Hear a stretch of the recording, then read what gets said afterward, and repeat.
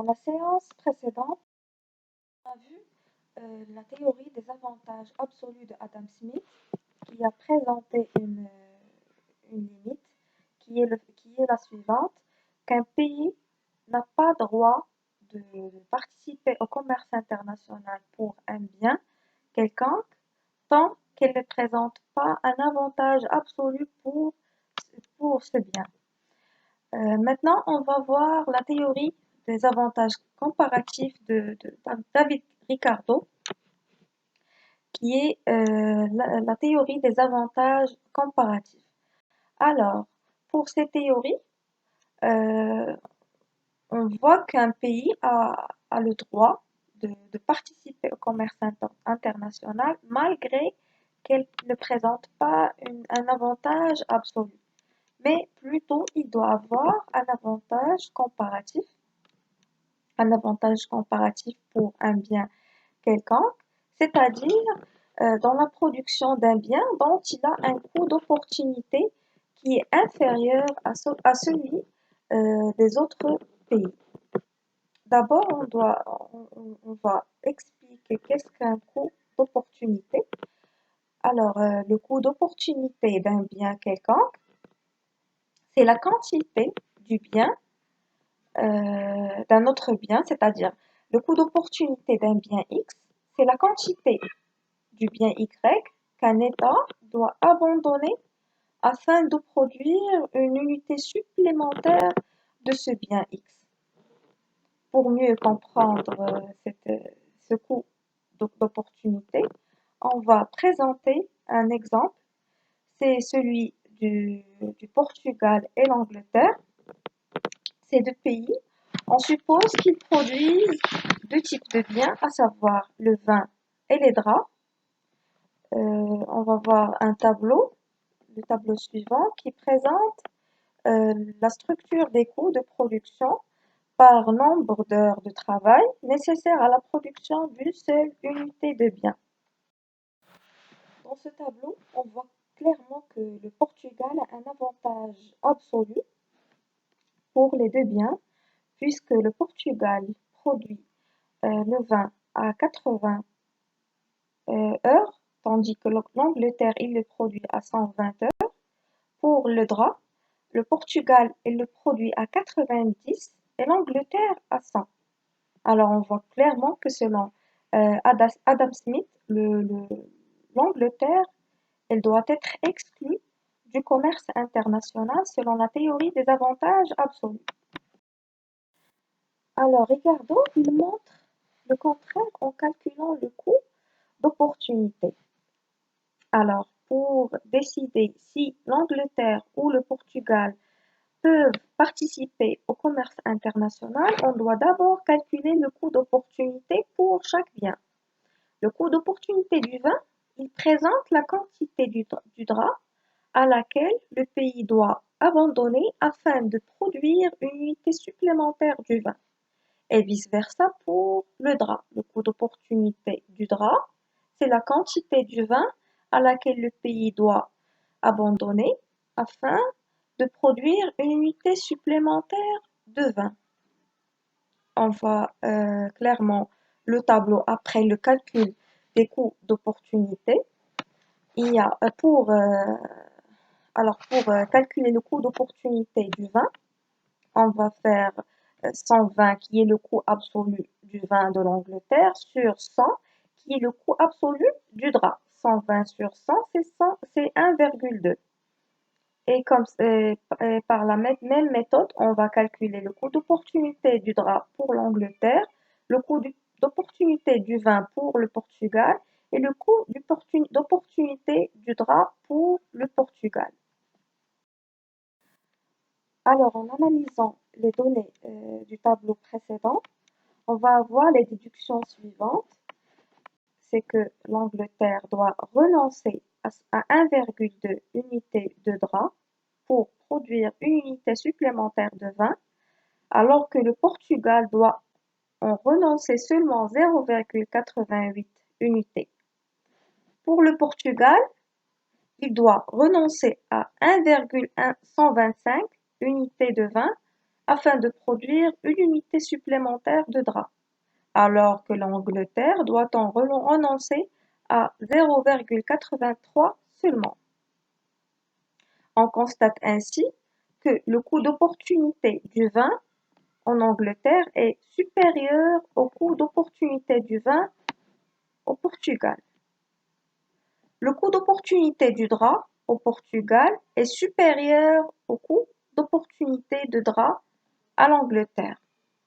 Alors, comme on a vu que pour Ricardo, le pays a intérêt à se spécialiser dans la production du bien pour lequel il a un coût d'opportunité inférieur à celui des autres pays. Donc ici, on va conclure que le Portugal va se spécialiser dans le vin puisqu'il a le coût d'opportunité le plus petit pour le vin, tandis que l'Angleterre va se spécialiser dans le drap puisqu'il a le coût d'opportunité le plus petit par rapport au Portugal. Alors, l'Angleterre va se spécialiser dans le drap et être exclue pour la production du vin, et le Portugal va se spécialiser dans le vin et exclu pour la production du drap. Après la spécialisation de l'Angleterre dans la production des draps et le Portugal dans la production du vin, la situation de la production est la suivante. Alors, le total des heures de travail pour l'Angleterre, c'est 220. Après la spécialisation de l'Angleterre dans la production du drap, on va faire 220 sur 100 pour savoir la quantité d'unités que l'Angleterre pourra produire en utilisant 220 heures de travail. Alors, 220 sur 100, c'est 2,2 unités de drap.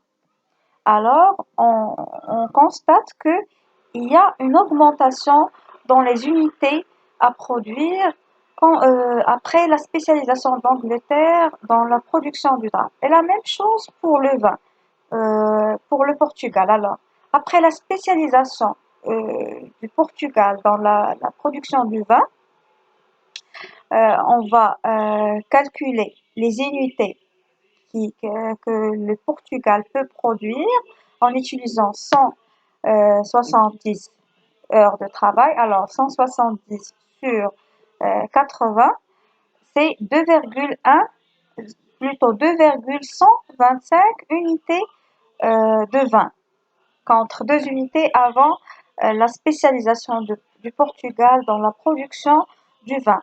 Alors, on note une augmentation dans la production mondiale, que ce soit dans le vin ou le drap, après la spécialisation des pays dans la production des biens dans lesquels elles ont ou bien ils ont un coût d'opportunité inférieur, c'est-à-dire dont ils ont un avantage comparatif. Selon son étude, il a constaté que 20 secteurs d'industrie a, euh, donc selon son étude, la productivité de 20 secteurs industriels dans les États-Unis est justement supérieure 2 fois que celle de la Grande-Bretagne.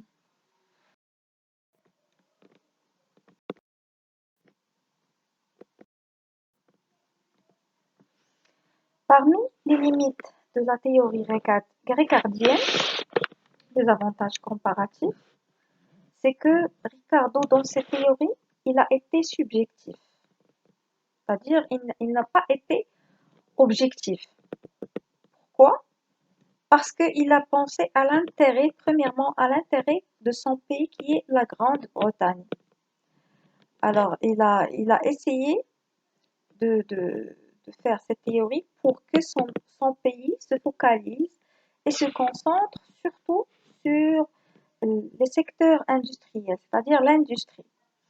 Et il a voulu que la Grande-Bretagne délaisse le secteur d'agriculture, puisque à sa vision, il dit que l'industrie, il apporte beaucoup à son pays plutôt que l'agriculture. La deuxième limite, c'est que il a expliqué l'existence d'un commerce intra-branche des produits. Il n'a pas expliqué l'existence d'un commerce intra-branche des produits identiques. Il a parlé surtout sur le commerce interbranche des produits différents.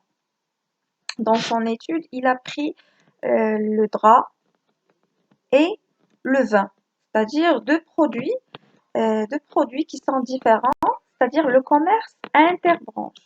Et il a délaissé le commerce intrabranche qui traite de produits identiques, qui est surtout, qui est surtout le commerce interbranche, le commerce international de nos jours, il se base sur ce commerce intra-branche des produits identiques, c'est-à-dire les voitures, faire une comparaison entre les voitures de l'Allemagne et les voitures des États-Unis, par exemple, ou bien de la France.